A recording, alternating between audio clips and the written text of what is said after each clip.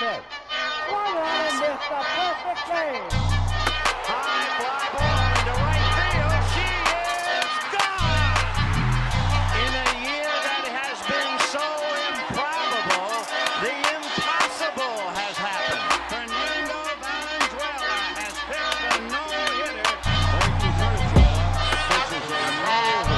It is gone.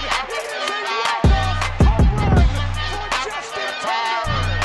It's over. Muncy, a walk-off home run. This is way back. Walk 'em off. Chris Taylor.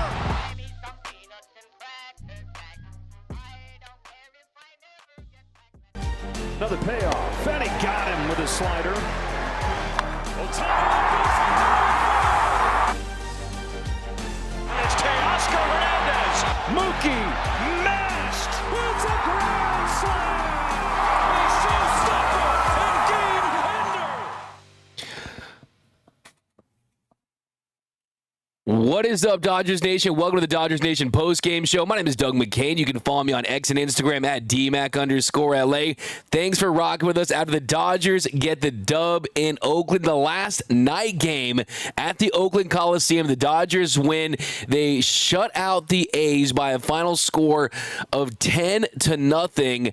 The Dodgers get the win. Jack Flaherty was outstanding in his Dodgers debut. He gives them exactly what they needed. That was some quality, some length. He ends up going 6 innings tonight. That's exactly what the Dodgers traded for, was a guy that can go deeper into games, that can pitch scoreless ball, that can go out there and come through in big spots, and he was fantastic, and he has another gear that he can get to. But Jack Flaherty went 6 innings tonight, gave up no runs on 5 hits, had 7 strikeouts through 99 pitches, 67 for strikes. Also, the swing and miss was there. 16 swings and misses generated by Jumbo Jack Flaherty.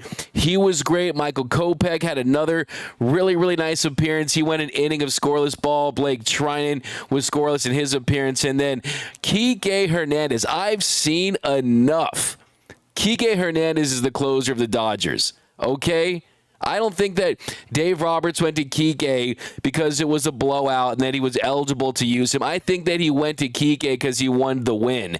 They didn't trust the bullpen in that spot based on what we've seen over the last week. I'm only kidding. Welcome to the Dodgers Nation postgame show. I don't know about you guys, but I'm happy to celebrate a win here. If you haven't yet, be sure to subscribe to the #1 Dodgers YouTube channel. Hit that subscribe button. Hit that notification bell. Hit that like button. Also, comment GOAT Tani down below so you're eligible for our next big giveaway at 95,000 subscribers. We're getting close. Let's see, we're at 94,230, so we can hit 95K by next week, and you'll be eligible to win that authentic road grade jersey, the one he was wearing tonight, not the one that's 200, the one that's 400, the game edition. So comment Go Tani down below.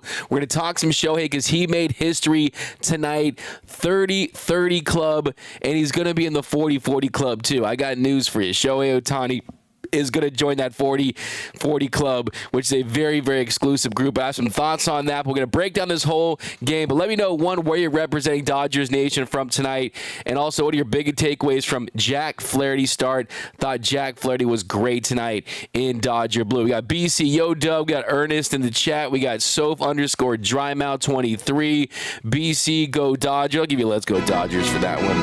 Adrian Salazar in the house. What's going on, Adrian? Marcos gives a G. Let's go. Flaherty takes. Flaherty is this from Jose Aguirre.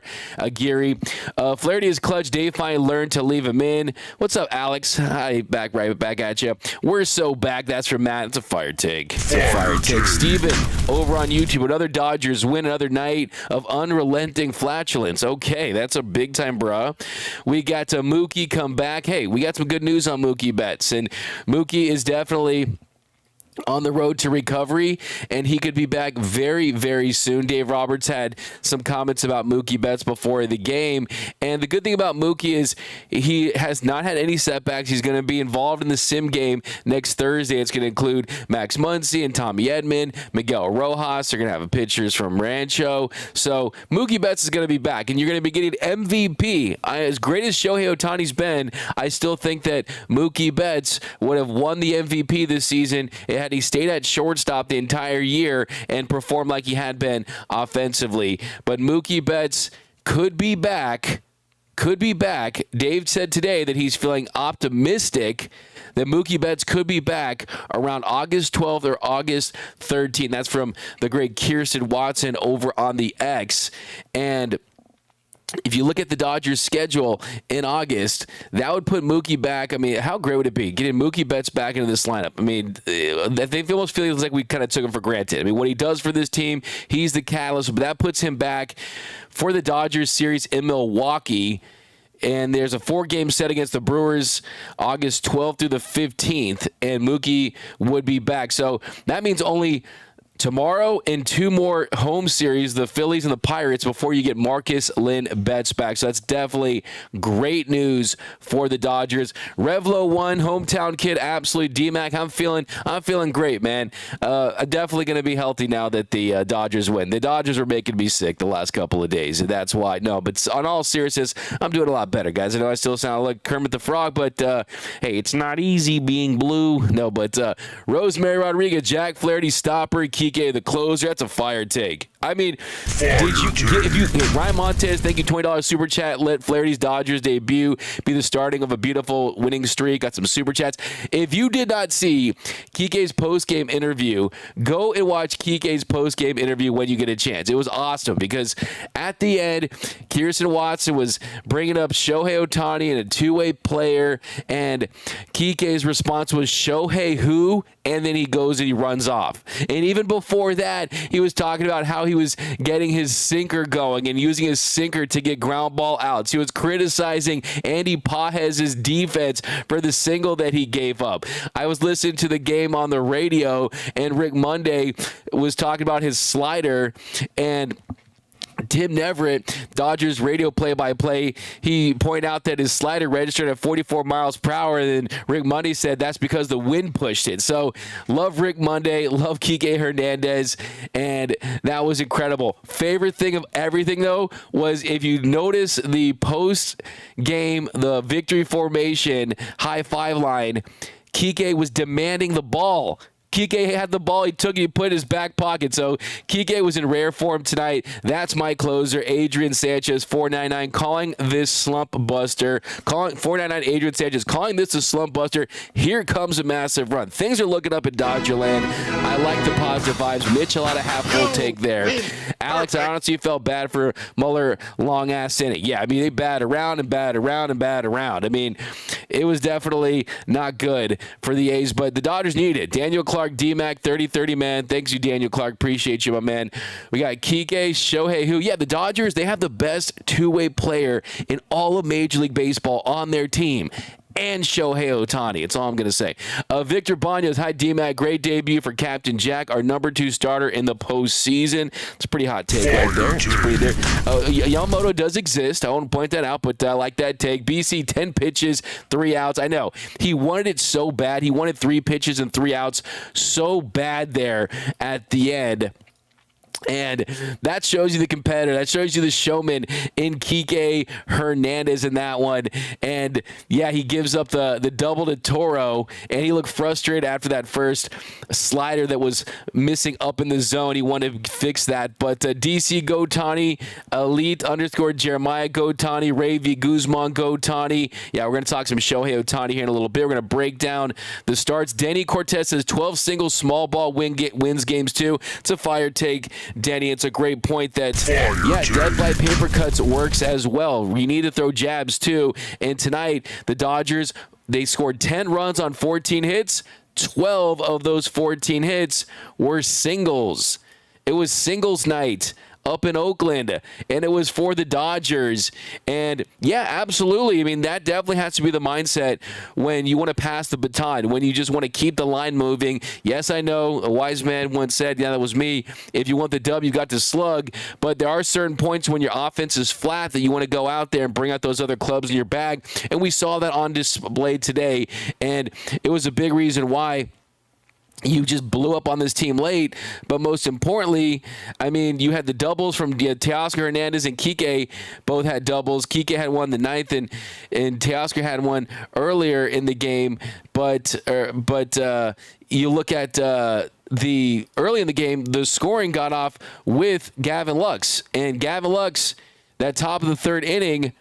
After a Kevin Biggio leadoff walk, you had back-to-back strikeouts from Nick Ahmed and Shohei Ohtani. And then Teoscar Hernandez, he doubled to right. That set the Dodgers up with runners on second and third. And then Gavin Lux, great approach, great at-bat, falls behind the count early, 0-1. But second pitch, aggressive, cutter, middle, and he singled to left. That scored 2 runs. The Dodgers go on top early 2-0. And that's the big difference between this version of Gavin Lux and the version of Gavin Lux that we saw most of the season. Is he wasn't waiting. He was aggressive in that count. He saw a cutter that was hanging in the middle of the zone, and he took full advantage, and it ends up really putting the Dodgers in a spot where you give Jack Flaherty just a tiny bit of run support, and this Dodgers offense really didn't do much after that. So it was huge to come up in that spot.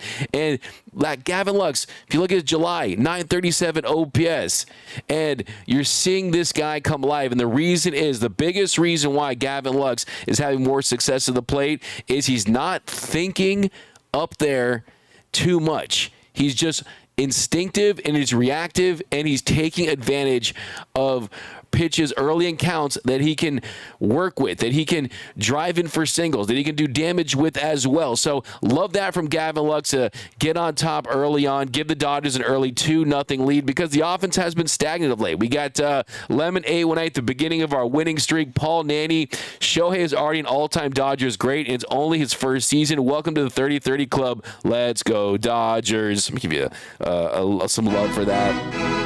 We'll talk Shohei in a minute, man, because he's incredible. He's outstanding. D-Mac, has anyone ever had a 50-50 season? No. I mean, you look at the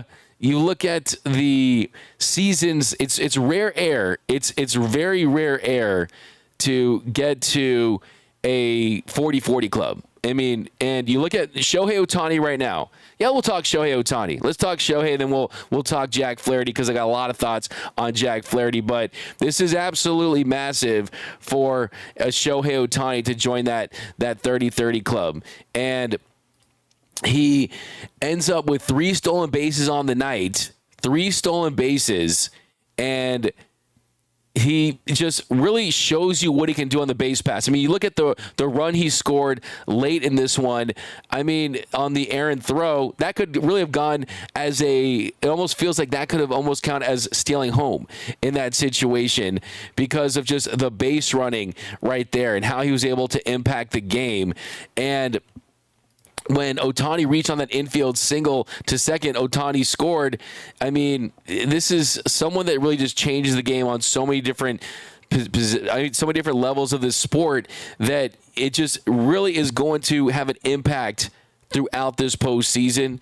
And I think for me, the big takeaway is he came into this season wanting to score more, to steal more bases, and he's already set a new career high. His previous career high was 26. He now has 31 steals on the season. He also has the National League lead in home runs with 33. And it's the 4th 30-30 season in Dodgers franchise history. The 4th in franchise history. Hasn't happened since Matt Kemp did it in 2011 when he had 39 home runs and 40 steals. And then Raul Mondesi, he did it twice. He did it in 1997 where he had 30 home runs and 32 stolen bases. And also in 1999 we had 33 home runs and 36 stolen bases. But 31 stolen bases for Shohei Ohtani, a new career high. Previous career high was 26, which he set with the Angels back in 2021. And he could have a career high in home runs and steals in his first year with the Dodgers, because if you look at the pace he's on right now, Shohei Ohtani's on pace to hit 48 home runs and steal 45 bases. So that would be a new career high in home runs and stolen bases. And to date, in the history of Major League Baseball, there have only been 5 40-40 seasons in big league history. Jose Canseco, he was the first to do it back in 1988. Then Barry Bonds, did it in 1996. Alex Rodriguez did it in 1998. Alfonso Soriano did it in 2006. And then Ronald Acuna Jr., he did it last year. So Shohei Ohtani is on pace to be the 6th player in big league history to have a 40-40 season. It'll also potentially be the most home runs he's hit in a year, and it's already the most stolen bases he's had in a season. So what more can you say about Shohei Ohtani? This guy is making history in year 1 as a Dodger, and the Dodgers are getting the best version of Shohei Ohtani. As good as he was in Anaheim, he's better in L.A., and we haven't even seen him pitch on the mound yet. So fire me up, Shohei Ohtani. Great to see him running things and just impacting the game as any way he can. He impacts the game on the base pass, and that's something that this team definitely is going to utilize when it matters most in the postseason. But what are your takes on Shohei Ohtani? Welcome to that 30-30 club. No, Jacob says $4.99, sending this to on behalf of all Dodgers fans that watch you every day like the news. Keep Doug in the nice. Keep Doug, and I love that. Appreciate that. No, Jacob. You're the man. Appreciate you guys. Everyone who rocks with us every day. We all Dodgers 24/7 365. Michael Hoffer, stolen bases don't mean near as much as they did prior to the rule changes. To give you an idea, in 2022, Acuna stole 29 and was caught 11 times. After rule changes, 73 steals, caught 14 times. Absolutely, it's easier to steal bases. I mean, I could look like Ricky Henderson today. Now it's Ricky Henderson Field up there in Oakland with the pizza boxes. Sure, there's no doubt about it, but it doesn't change the fact that it definitely changes the dynamic that the Dodgers have on the base pass with Shohei Ohtani. To have someone that can run like that, they can be a threat, cause stress to the pitcher, but also have the ability to slug. So, yeah, it's easier, there's no doubt about it, but that also doesn't change the fact that it's only a positive for this Dodgers offense. Rosemary Rodriguez, the swing and miss from Flaherty was chef's kiss. Yeah, let's talk some Jack Flaherty. I'll read your Ohtani takes. How about this? Let's play a little game right here. Let's all try to guess right now. Let's all try to guess how many home runs and steals Shohei Ohtani will get by the end of the season. Let me know down below in the comment section. Very curious. I'll throw out a guess too. But I like Andrew. Andrew's coming in hot right here. Ohtani 50-50 club. Give you a fire tag for that one. And Shohei Ohtani's rehabbing from surgery. Yeah, he's really a good player for an injured pitcher, right? Don't you agree with me?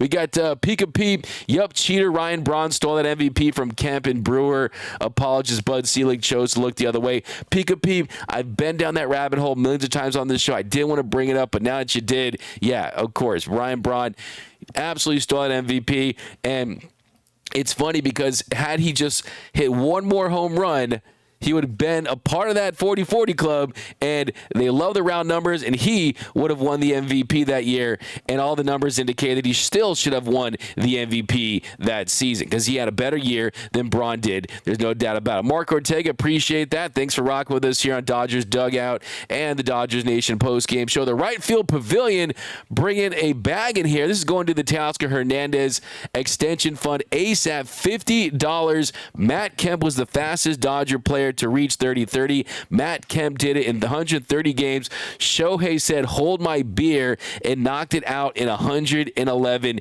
games. That is a fire take for sure. Yeah, I mean, that is pretty wild when you look at that.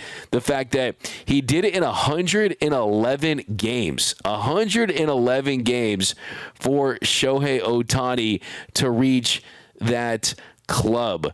And that's the same amount of games that it took Jose Canseco back in 1988 to reach the 30-30 plateau. Eric Davis, by the way, Eric Davis in 1987 with the Cincinnati Reds, he reached the 30th home run game in 105th game of the season. And, yeah, he was 30-30 by 105 games. So, Alex Rodriguez in 98, 107 games.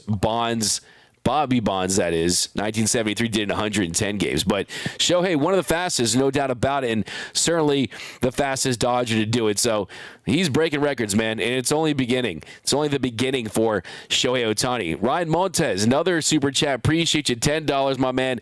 Question, Doug, do you think Ohtani gets the first NL Triple Crown since 1937, and do you think he gets the 50-50? I don't think 50-50 can happen. I mean, first of all, thank you very much. Appreciate that. I'll answer that. DMAC Jr. 199. Dad, would you do watch parties for playoff games? Absolutely. We could talk about that, son, after this. But could he do 50? I mean, I just gave you the pace right now. He's on pace for 48 and 45.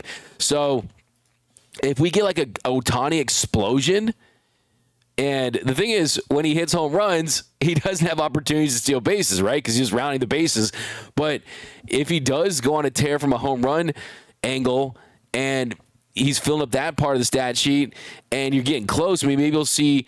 I mean, a lot of times, like tonight, we saw 3 stolen bases. I mean, they come in bunches. But as far as the Triple Crown, it could absolutely happen. I mean, hasn't happened since Miguel Cabrera did it, and when Miguel Cabrera did it that year, Mike Trout a better season as far as overall WAR, as far as his overall year. But when he won that back in 2012, I mean, that hadn't happened since 1967. So that'd be extremely special. It depends on how you view the RBI stat. It's kind of an old school kind of look at offensive production at this point, but it would be pretty cool. It really would. I mean, I think for Shohei, when Mookie comes back, you'll see Shohei back in the 2-hole, and hopefully the bottom of the order continues to produce, and he's in run-producing opportunities. But right now, Shohei Ohtani, I mean, you look at all the statistical categories,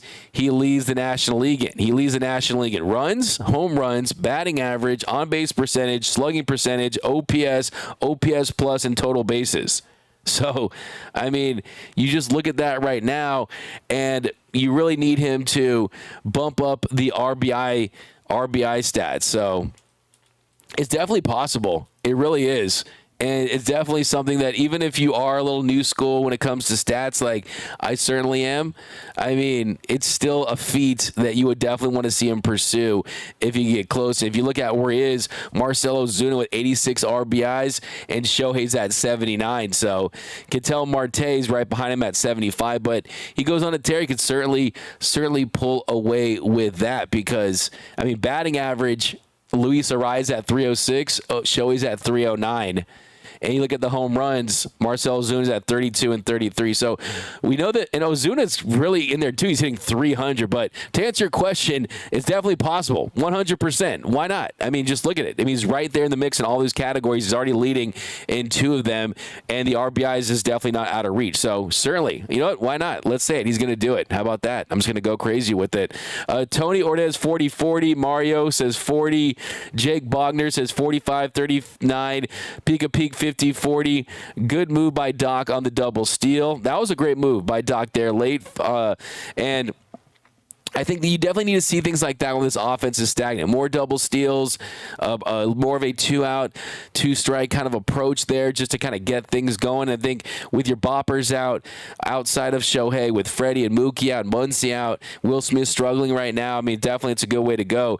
Here's your predictions for Shohei. Pablo Ramos says 45-45. Roy Estrada dreaming big here. I love this. It's going to be a fire take for this one. 58-55. Joe Mance says 52-52. Ken Wolcock, 45-46. Angel Escobar says 47 homers, 46 steals. SoCal Fan, 32, 46 home runs, 48 stolen bases. Mr. Classic. Ohtani gets on a bad slump, too. That he is streaky at times, no denying that. Mando D. Guzman, he can go 50-50.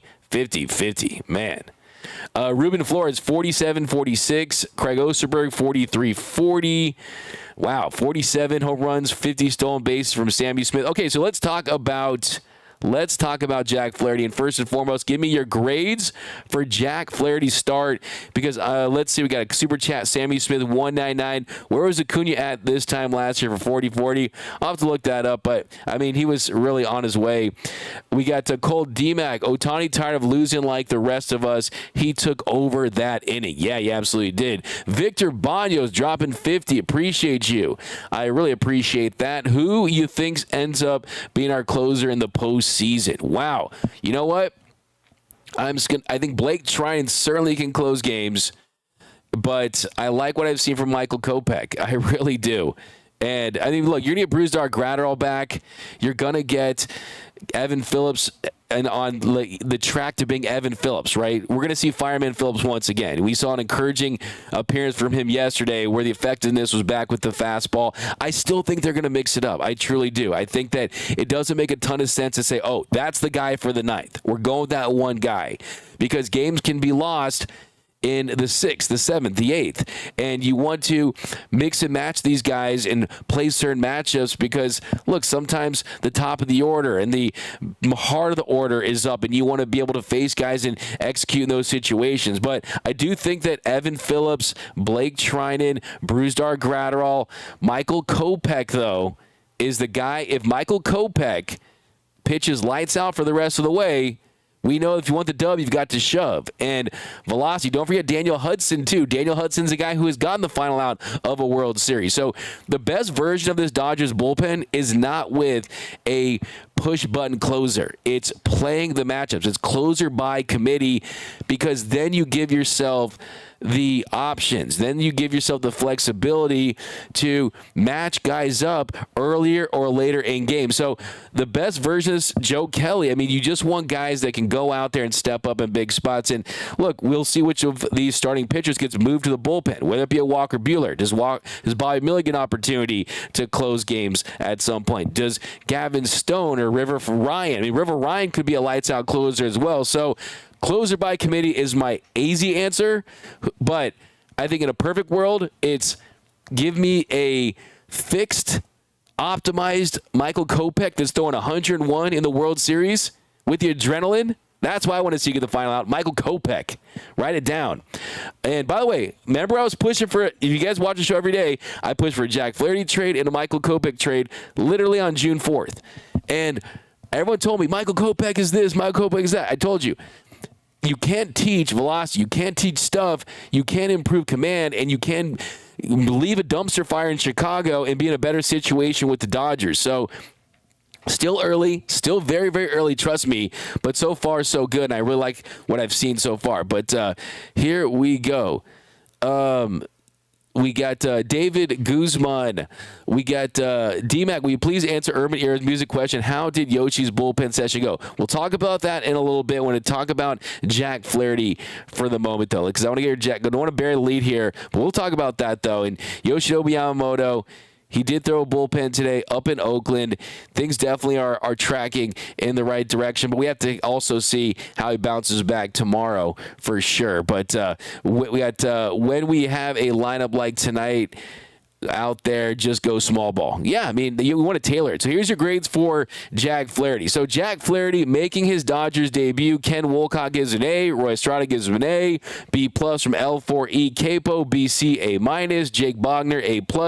I'm going to give it an A for Ace, because I truly felt like, yes, it's the Oakland A's who absolutely have been playing a lot better of late, especially since the All-Star break, but he went out there and he gave this Dodgers team exactly what they needed.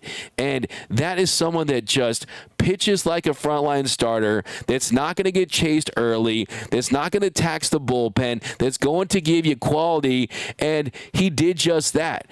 And if you look at his final line, shutout ball, scoreless, and he went 6 innings, gave up no runs, 5 hits, 7 strikeouts, had 1 walk, got hit in the ankle by a line drive. We'll talk about that, and stay in the game, no big deal.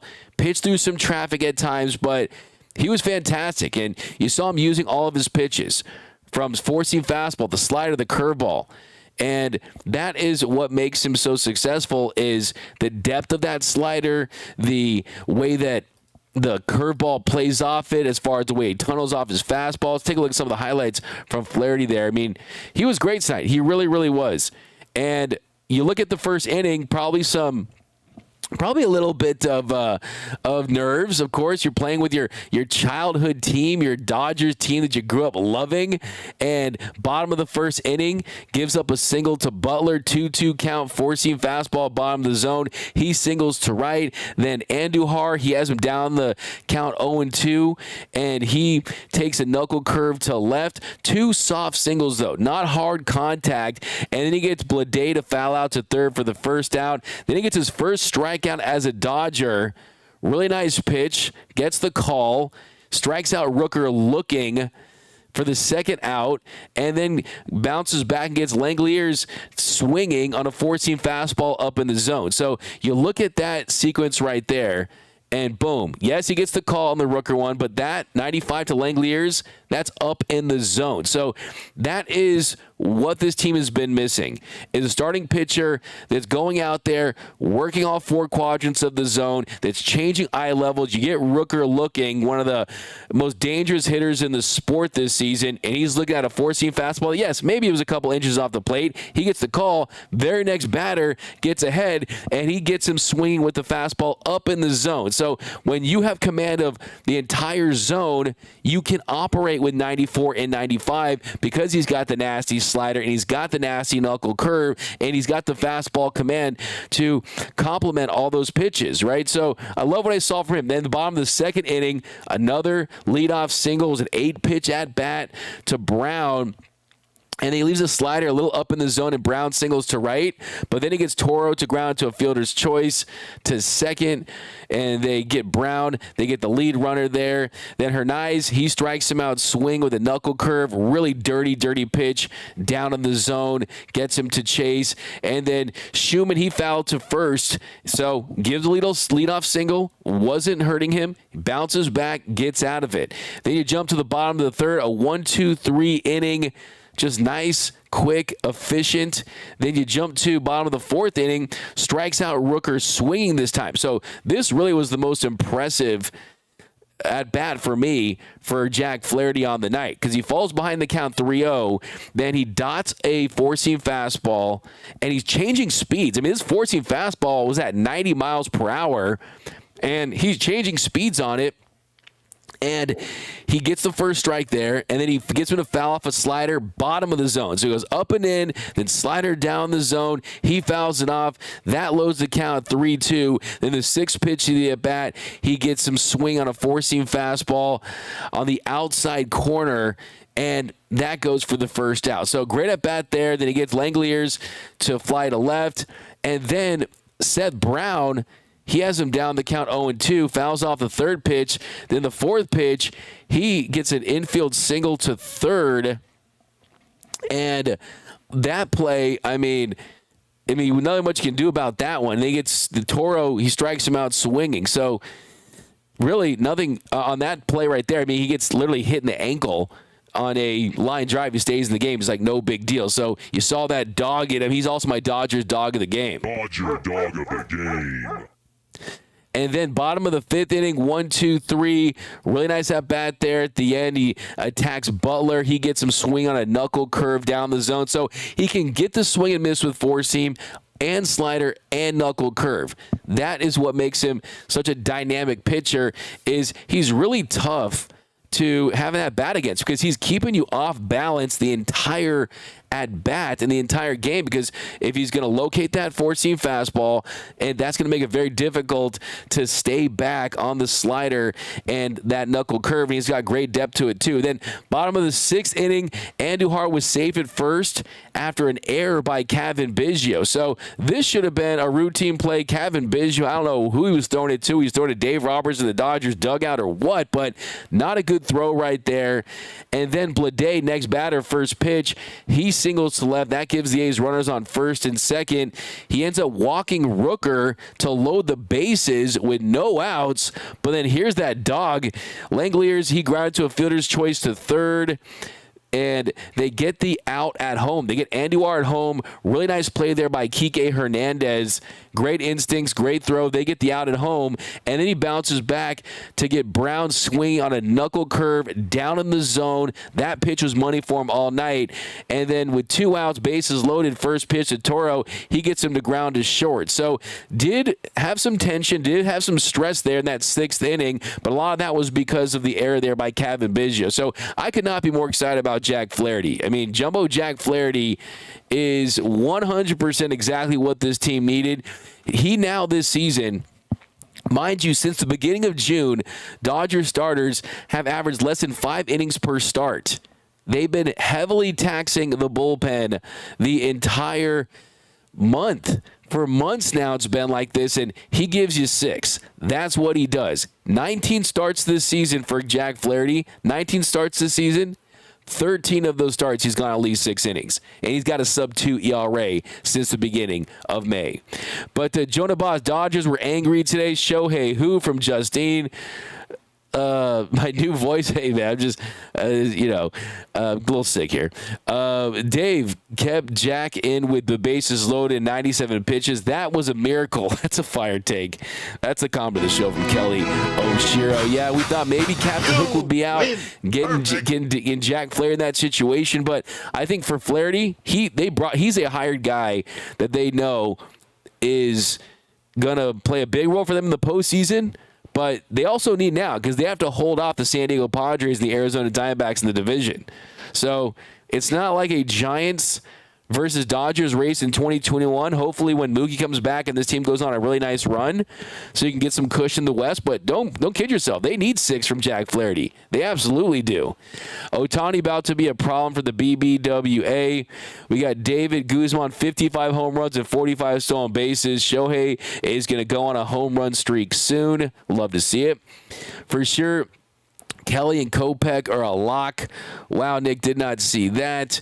Kopech was forged and hardened during his years in the Game of Thrones. Yeah. Yeah, absolutely. For sure. I mean, what do you guys think about Kopech? I think he's light. I think he has the potential to be absolutely lights out. I mean, he's got serious gas, and I think that there's a reason why the Dodgers target him because of that, for sure. And it was extremely, extremely impressive to see that, him go out there and do that, for sure. We got okay, here we go. Wait a second. Oh, there we go. All right, here we go. We got lost my commentary. There we go. Carl, forget Bueller and Miller enough. Yeah, check it out. Jack got a solid B+. Closer Kike. What happened to Ryan Brazier? Ryan Brazier is coming back. Ryan Brazier has had some positive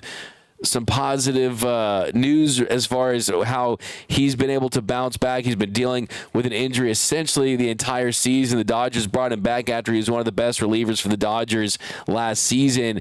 He's been dealing with a calf injury all year, but he's thrown to hitters already, and he is beginning a rehab assignment. So that was supposed to be today. We'll see kind of how it went. But yeah, that was they're hoping to get Ryan Brazier back, and he's someone that no one's really talking about. But if he looks anything like he did last season, it'd be huge. But as far as Yoshinobu Yamamoto, he did throw a 20-pitch bullpen session today, and he's going to throw another one on Tuesday.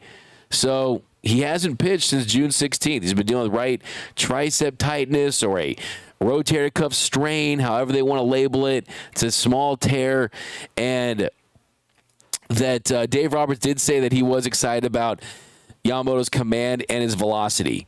So we don't have the exact timetable for return, but the soonest he can be activated is mid-August from the 60-day IL. And the most important thing is not necessarily that 20-pitch bullpen session today. It's how he wakes up tomorrow and how he's feeling, because that's going to go a long way to determine how he's going to pitch for the rest of the season. Because if this is going as well as they believe it is internally, then I think that we can feel pretty good about the fact that he's going to come back this season. And if he does, there's no reason to think he can't look like the pitcher he looked like for every single start, essentially, outside of the Padres opener in Seoul, South Korea. We got Michael Negretti. D-Mac, great job. The talk you gave to the bullpen worked out. Kike is the new closer. Fire take. By the way, I'm not saying this Dodgers team watches the show, but I'm pretty sure they do. I know Friedman. Friedman watches the show. Andrew Friedman does. But last night, if you watched last night's show, I was pushing for them to flip-flop Teoscar Hernandez and Will Smith in the lineup, and we saw that tonight. And Teoscar goes 3 for 4 with a walk, and Will Smith goes 1 for 5, so he's still trying to get it back. So the other big story about this game, it's going to be a little exhausting here, is talking about the Dodgers giving themselves more insurance runs than they really needed tonight, scoring 2 runs in the 8th. They added 2 in the 8th, and they added 6 in the 9th. So they got 8 runs in those final 2 frames tonight, and that's exactly what you're hoping for this Dodgers team, to just break out, get some life, go out there, give your young hitters confidence, give your slumping guys some confidence, and they were able to break through because you couldn't have another collapse. I mean, this hopefully was, I was hoping, can you get anything more than a 5-run lead? The Dodgers blown 3 5-run leads last 14 games. You're hoping to avoid anything like that, but top of the 8th inning, Jason Hayward drew a 1-out walk, and then Kike Hernandez, he doubled to left. That scored Hayward to make it 3-0 Dodgers. Then Andy Pages with Kike at third. He singled to left to make it 4-0 Dodgers. And then you look at that 9th inning. Otani, he gets a leadoff single to center, steals second, and then Teoscar Hernandez, he reached on an infield single to third. Rosario, he pinch hit for Lux, and then Teoscar Hernandez stole second, and Ohtani stole third, so great double steal call there by Dave Roberts, and Rosario, he reached on an infield single to second. Ohtani ends up scoring on the play. That gives the Dodgers another run. They tack another one on to make it 5-0. Then Will Smith, this was huge for Will Smith, who had been going through really a month-long slump at this point. He singled to left. That made it 6-0 LA. Jay Hay, he joins the hit parade. He singled to center. Death by paper cuts tonight for the Dodgers, and that makes it 7-0. Rosario scores. Then Kike Hernandez at the plate with runners on first and second, he singled to right. That scored Will Smith. That made it 8-0. Pages goes down swinging on 3 pitches. Then Jason Hayward, he scored on a Muller wild pitch to make it 9-0 LA. Then a few batters later, Nick Ahmed, he singled to center. That scored Kike to make it 10-0 Dodgers. And then Kike Hernandez, of course, Mr. Game Over, best Dodgers closer since Eric Gagne. He strikes out. I mean, he ends up getting the job done. No strikeouts, unfortunately, but definitely pitching to contact, trusting his defense, using that sinker for ground ball outs. Like he was saying, he gets the win. But we got that awful strike zone is pretty much expected at this point. Oh, absolutely. You kind of know what you're getting with that. What was the score? The score was 10-0, Pablo Ramos. 10-0, a blowout in Oakland. We need the Phillies, D-backs, and Padres to lose. Well, you look at the rest of the scoreboard tonight. The Pirates, they beat the Diamondbacks 4-2. So there you go. You get that one for yourself. And the rest of the scoreboard, the Padres did beat the Rockies tonight in San Diego by a final score of 3-2. And the Mariners, they beat the Phillies in extras by a final score of 6-5.